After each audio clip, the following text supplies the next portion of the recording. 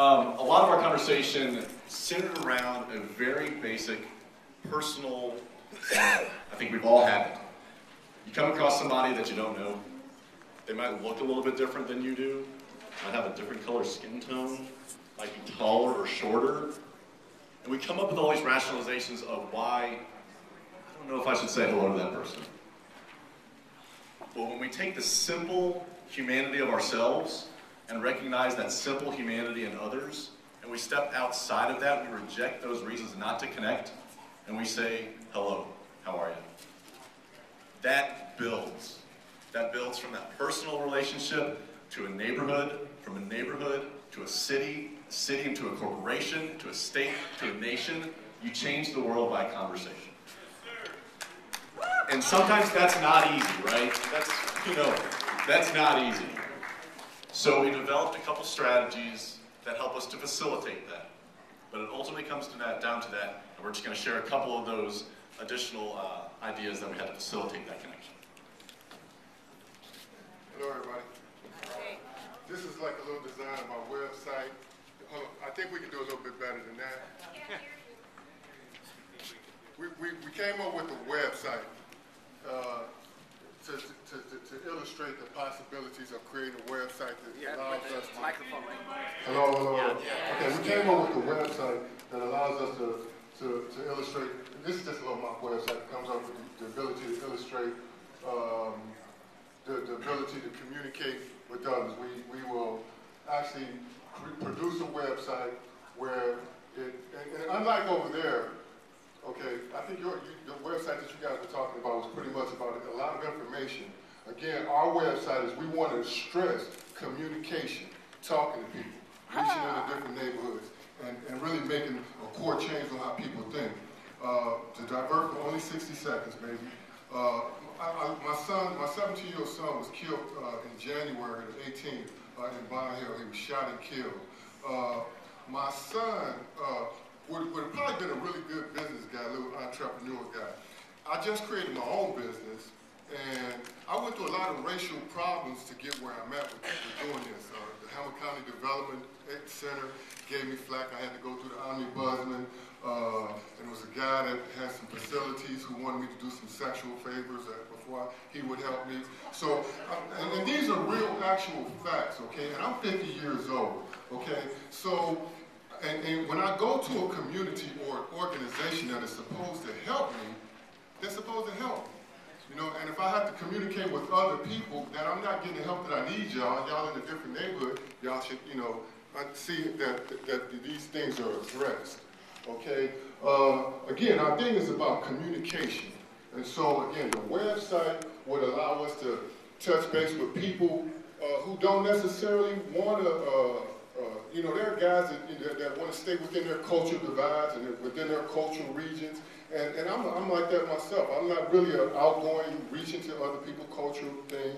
I'm not there. But I would love to work with a Cincinnati citizen who wants to be a better citizen to build a better community and help me even build mine from the problems that we got in our community.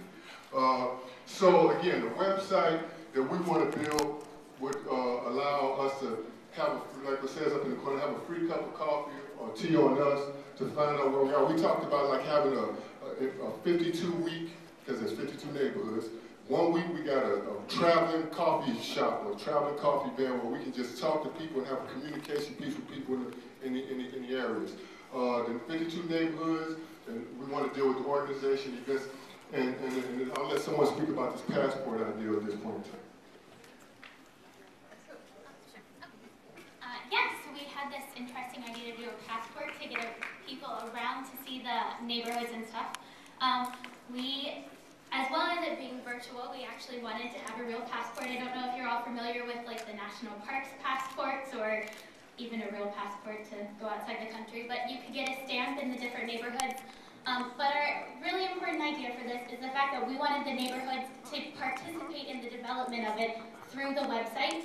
They get to post, hey, we think it'd be great if you saw this statue, or you visited this park, or ate at this restaurant and got a stamp while you were there. So these can be geared towards kids or adults, or maybe we can have ones that is just for restaurants or another another one that's for, I don't know, events or other exciting things like that. So just a way to get people to facilitate some more communication. And we talked about establishing a communication center that would have the goal of connecting Cincinnati. So it would connect Cincinnati on an individual level, neighbor to neighbor, and neighborhood to neighborhood.